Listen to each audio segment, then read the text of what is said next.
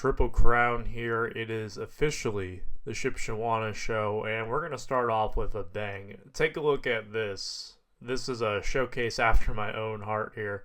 This gentleman's Amon-Ra St. Brown collection. All the Super Bowl ticket rookie autos there. You got the second year Super Bowl ticket auto, Shield, NT, RPA, so many of the regular NT RPAs out of 99. A Nike swoosh patch up there. I think there's a Shield mixed in there at some point. Absolutely insane. Incredible collection.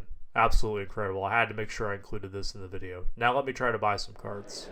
Let's take 40 on this Kelsey down here. That's what I'm saying. Alright, on the board after about 30 minutes of walking around searching for something to buy, I buy this really cool Travis Kelce ice card. You all probably know my affinity for these blue ices, more specifically the Prism ones, but the Optic I like just as much. Number to 15, I always like to have Kelce stuff in my case, especially cheap, low-numbered stuff like that. Would gladly take that at 40 bucks. Not a bad start today, but hoping for more. Alright, moving on to my second pickup of the day. It's going to be for this Chase Brown press proof. These are super short prints, I believe, in 2023 Prism. Rookie running back there for the Bengals. But this is more so a clip to commentate on the show itself. I'm trying to walk through these aisles, and this show is packed. You would never suspect this many people would converge in a small town in northern Indiana, but there were a lot of people here, and it was steady throughout the day. I left around 12:30, but dealers told me that pretty much until the end of the show, it stayed pretty well packed, and a lot of the dealers reported having great shows there, and I could definitely see why. There were a lot of motivated buyers in the room. So here you see, I grabbed the Chase Brown. Nice to grab another card. This next dealer had a little bit of everything. You can see some pretty incredible vintage in there. My eye is drawn to that Ty Cobb, but that'll be for a different day. For right now, I'm going to focus on getting this nice little green shimmer that's in my hand. These are numbered out of 5, and I like to pick up these cards, and I think a lot of it has to do with my super collecting history. A lot of times these cards that are numbered to 5 like that just never would pop up on eBay. What I like to do is kind of quote-unquote rescue them from boxes and make them available to those building rainbows or player/super collectors. This guy agrees to come down to 25 on it. I gladly take that, and I actually ended up bringing it home and selling it on eBay about a day and a half later. You can see here, this is what I got on it after fees, about $37. Pretty much a 50% profit margin, not too bad on that one. At this point in the show, I was kind of feeling a little sensory overload. I'm not ashamed to admit that I have a little bit of social anxiety when it comes to large crowds, and especially in situations where I'm around large crowds for several hours at a time, even if it's something I really enjoy, like going to a card show. And because of that, you'll see me sometimes like trying to step outside or go over to a corner somewhere where I can kind of recharge my social battery, if you will. And that's kind of how I was feeling at this point. I kind of had a bit of a brain fog going, and I would notice that a lot of people were buying and selling stuff. And because of that, dealers have to put out more cards back into their showcases. And really that's my strategy here, is I'm just going to keep circling and circling and circling until I can find something that catches my eye that I know wasn't in a showcase before. Well, lo and behold, I find a nice little corner, and I find a card that I had looked at previously with a new Devontae Adams 1-of-1 that definitely wasn't there before. I've found my 2 cards I want to go after to end the show, and it's time to go ahead and make my move on them now. Did you want to see the players and stuff? I wasn't interested in that. Oh. I was interested in your soda. Sorry. I thought you were asking about that. Oh, no. Soda's easy.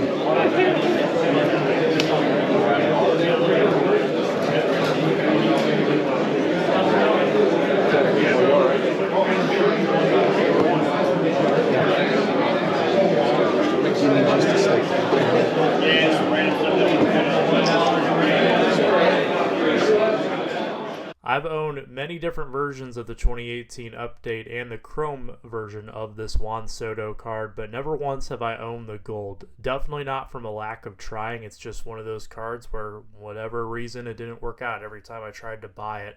And it's also come down in price every time I've gone to look at it. This one, though, I have a feeling I'm going to go after. It is raw. Usually on a card like that, I'm going to guess it's raw for a good reason. Usually if someone could have extracted the value by sending it off to a grading company, they would have already done so by now. And this one's got some wear on it. It's got some whitening on the corners and edges. It's probably like a 7 or an 8 condition if I had to guess. But it's priced pretty low for a raw, I'm guessing because of the condition issues. And hey, I would gladly just own the card at that price, and it's okay with being a raw card. Now that Adams 1 of 1, he has stickered at 400. I think that's a really solid price already, but I think I can try to bundle it together. I'm going to shoot him my offer as I say right here, and you're going to see how it goes. If I took this and the Adams, could you do 500 on the pair?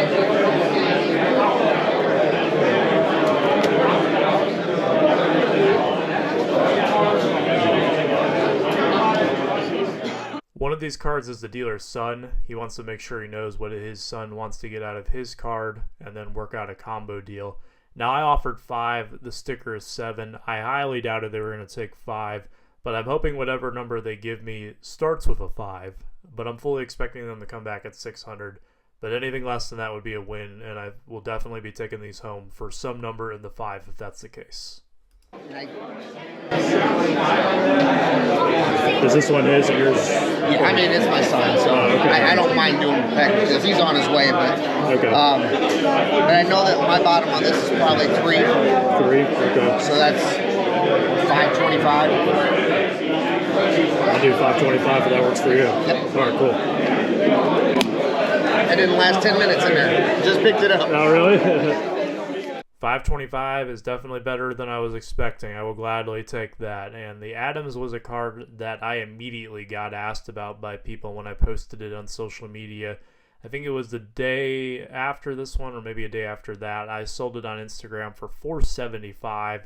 So puts me into the Soto at a pretty good price overall. I'm very pleased with that. That was definitely a good way to end the show, or so I thought. Alright, now it's story time to close out the video. I don't have any video of this going down because at this point Justin and I kind of decided, you know what, we're good to go. It was around noon, we were hungry, let's go ahead and leave town here. We've pretty much done all we needed to do, seen all we needed to see at the show, and we felt pretty good with our pickups and also our sales at the trade night the previous night. On our way out, we stopped by this table, and there's this really nice Jamar Chase card that Justin is looking at. You'll see it on screen now. This isn't the exact same card, but his that he's looking at is a PSA 10. There's a card that I like as well. I'm like, here, try to bundle these two together. And he shoots a bundle offer to the dealer. The dealer says, let me text my friend. Texts his friend. Friend says no. All right, no harm, no foul. We head on out. We're still feeling pretty good about the show. We chit-chat with a friend of ours in the parking lot. And as we're about to turn and leave, I take my phone out and I notice that I have a call coming in. It's actually an Instagram call. I've never had that happen before. And I'm like, huh. So I answer it and I get asked if I was the one who just tried to make an offer on this Jamar Chase gold Prism auto. Well, yes, I did. And the dealer tells me, hey, come back. If you haven't left yet, let's talk about it. Now, I've been waved down at the National before when I walk away from a booth and the dealer comes running down the aisle and goes like, hey, no, I'll sell this card. But that was pre-pandemic times. It has not happened to me in quite some time. Well, it does here. Justin and I work our way back through the crowds to get into this specific little nook where this dealer is set up at. And apparently there was a miscommunication where his buddy had texted him the wrong number, I guess, in terms of what our offer was. And he agrees to it. Now, here is the card that I got as part of the bundle. Justin gets that Jamar Chase, but I get this Aaron Judge clear out of 10. And Justin did me a pretty solid on this one. Pretty good solid price on it in terms of what I would contribute to this deal, but he gets the Jamar, and between that and the Burrow, I would say he had a pretty darn good show in terms of pickups. But I'm glad that I looked at my phone when I did, because if I had just said, hey, screw it, I'm going to rest a little bit here, that wouldn't have happened, and that deal would not have gone down.